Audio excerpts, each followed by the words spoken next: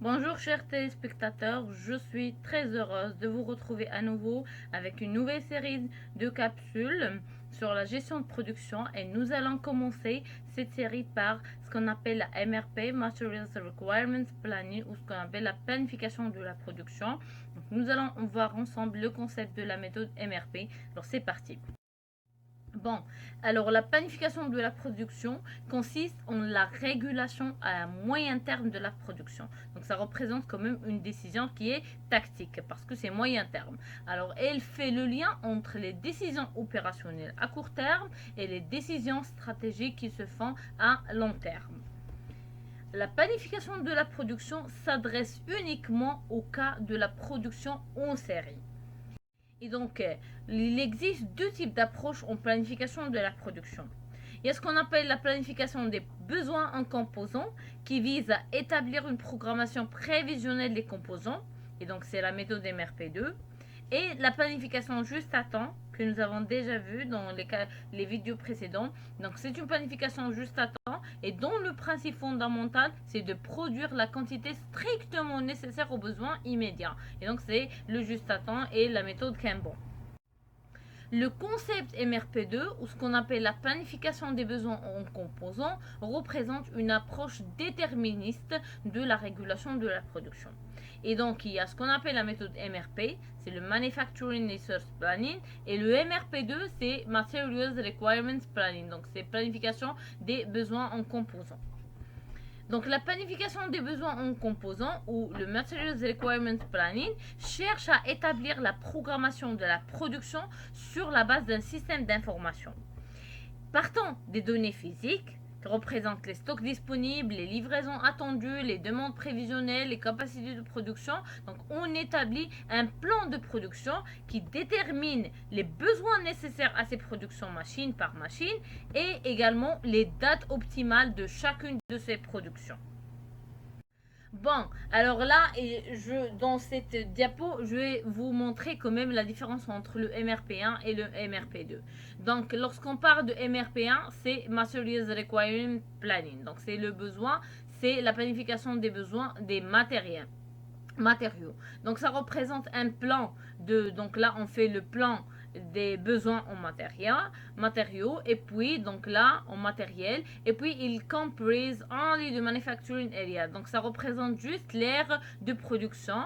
It is an open system, donc c'est un système qui est ouvert et il répond à ce qu'on veut vraiment, to what, how much and when to acquire material, c'est-à-dire donc il répond à ce qu'on veut, la quantité et quand les besoins en matériel. Donc ça permet d'améliorer, it improve the materials and production scheduling. Ça permet d'améliorer le plan de production en matériel. Donc ça représente que le matériel. Pour la méthode MRP, ça représente les ressources. Donc c'est la planification en besoin des composants. Donc ça représente un plan des planifications, donc un plan concernant le besoin en ressources. Donc il inclut il inclut toute l'organisation. Donc it's closed loop manufacturing resource planning. Donc il répond aux mêmes besoins que la MRP1, mais ça permet également de savoir comment et où on peut produire et la quantité qu'on veut produire. Donc ça permet, it improves the productivity. Donc ça permet d'améliorer toute la productivité de l'entreprise. Alors, la MRP2, c'est une démarche en 5 étapes. Donc, la première étape, c'est la détermination du plan directeur de production. Donc, ça permet d'identifier les besoins clients à un certain horizon. Donc, c'est ce qu'on appelle le plan directeur de production. Et puis, la deuxième étape, c'est le besoin brut pour la période de planification, ce qui représente le programme directeur de production. Donc, c'est une étape de détermination du programme de production. Donc, ça permet de déterminer les commandes, les prévisions et l'état des stocks de produits finis. La troisième étape, c'est le calcul des besoins nets pour la période de planification. Puis la quatrième étape, c'est le lancement des ordres de fabrication et la passation des commandes. Et la dernière étape, c'est l'ordonnancement des travaux. Alors pour la première étape, il s'agit de déterminer, comme on a dit, les besoins clients en certains horizons, c'est-à-dire déterminer le plan de production pour la période de planification, donc le plan directeur de production. Donc il s'agit d'une, donc là on est vraiment dans la phase, si on peut dire un plan stratégique. Donc ça concerne la détermination des prévisions et la planification de la demande. Donc là c'est la détermination du plan directeur de production. Bon, pour la deuxième étape, ou si on veut dire le plan directeur de production, ça représente le plan de mise à disposition de produits finis. Donc là, il peut également comporter le plan de mise à disposition de sous-ensembles ou de composants vendus comme les pièces, le cas des pièces détachées. Donc le plan directeur de production, il prévoit, outre la mise à disposition des produits finaux, les besoins de sous-ensembles et de composants pour faire des réparations ou véhicules. Donc là, donc on a dit la détermination des commandes et la prévision, ça permet quand même de déterminer le plan directeur de production pour déterminer enfin les besoins. Alors la deuxième étape, c'est la détermination des besoins bruts pour la période de planification. Donc, il s'agit de déterminer le programme de production.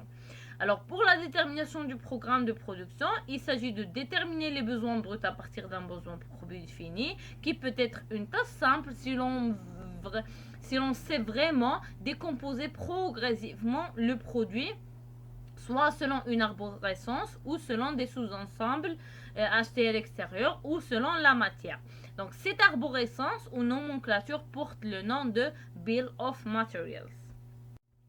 Alors voici un cas de décomposition du produit. Donc là, on a le produit fini, et puis les encours, et puis les composants achetés, donc ici, par niveau. Donc il s'agit de la détermination ou la décomposition, si on peut dire, du produit selon une arborescence de composants qui est par niveau. Il y a le premier niveau de composants, le deuxième niveau et le troisième niveau, et par la suite vers la plus fine pièce du produit.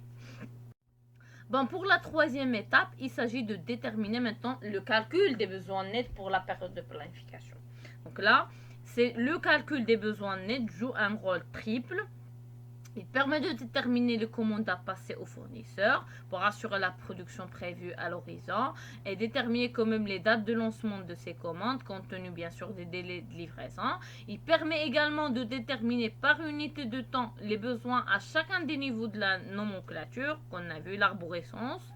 Et puis, il permet de vérifier que le programme de production est compatible avec la charge des machines et des ateliers de l'entreprise. Maintenant, pour la quatrième étape, c'est le lancement des ordres de fabrication. Alors là, maintenant, on a déterminé le plan directeur production, le programme de production, on a calculé le besoin net de production. Maintenant, il faut lancer les ordres de fabrication. On parle parfois de commandes, mais si les lots à fabriquer peuvent coïncider avec des étapes de réalisation de commandes réelles dans un système de gestion à la commande, ce ne sera pas nécessairement le cas et jamais lorsque la production approvisionne des stocks de produits qui sont finaux. Maintenant, la dernière étape, c'est l'ordonnancement des travaux. Maintenant, là, il s'agit de le plan de production. Il permet de connaître quand même pour chaque période de temps ce qui doit être fait, ce qui doit être réalisé par ordre de fabrication avec une date qui est vraiment au plus tôt, bien sûr en fonction des approvisionnements, et une date au plus tard pour satisfaire la date de la commande. Et en général, il ne permet pas d'affecter chaque ressource à chaque instant et donc d'ordonnancer les travaux sur les machines.